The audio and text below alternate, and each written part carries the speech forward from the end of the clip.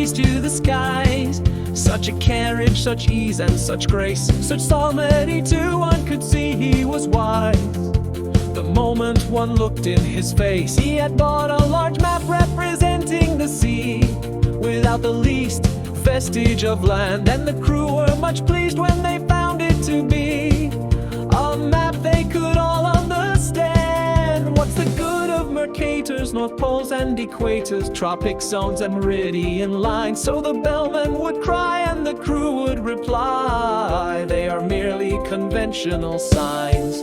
Other maps are such shapes with their islands and capes, but we've got our brave captain to thank. So the crew would protest that he's bought us the best, a perfect and absolute blank. This was charming, no doubt, but they shortly found out that the captain they trusted so well had only one notion for crossing the ocean, and that was to tingle his bell. He was thoughtful and grave, but the orders he gave were enough to bewilder a crew. When he cried steer to starboard, but keep her head larboard, what on earth was the helmsman to do?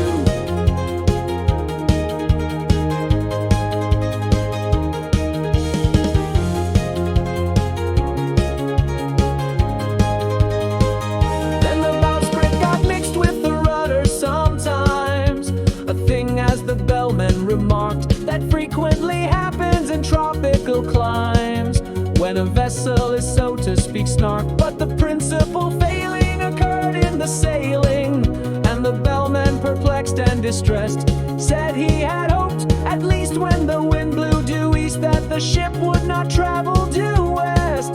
But the danger was past, they had landed at last, with their boxes, portmanteaus and bags. Yet at first sight the crew were not pleased with the view, which consisted to chasms and crags. The bellman perceived that their spirits were low, and repeated in musical tone some jokes he had kept for a season of woe, but the crew would do nothing but groan. He served out some grog with a liberal hand, and bade them sit down on the beach, and they could not but own that their captain looked grand as he stood and delivered his speech. Friends, Romans, and countrymen, lend me your ears, they were all of them fond of quotation. So they drank to his health and they gave him 3 cheers, while he served out additional rations. We have sailed many months, we have sailed many weeks, 4 weeks to the month you may mark, but never as yet, 'tis your captain who speaks, have we caught the least glimpse of a snark.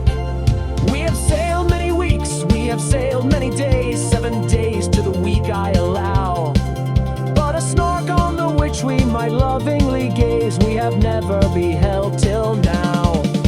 Come listen, my men, while I tell you again the 5 unmistakable marks, by which you may know wheresoever you go the warranted genuine snarks. Let us take them in order. The first is the taste, which is meager and hollow, but crisp like a coat that is rather too tight in the waist, with a flavor of will-o'-the-wisp.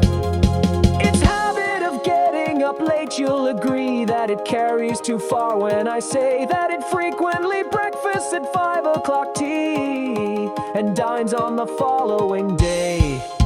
The third is its slowness in taking a jest. Should you happen to venture on one, it will sigh like a thing that is deeply stressed, and it always looks grave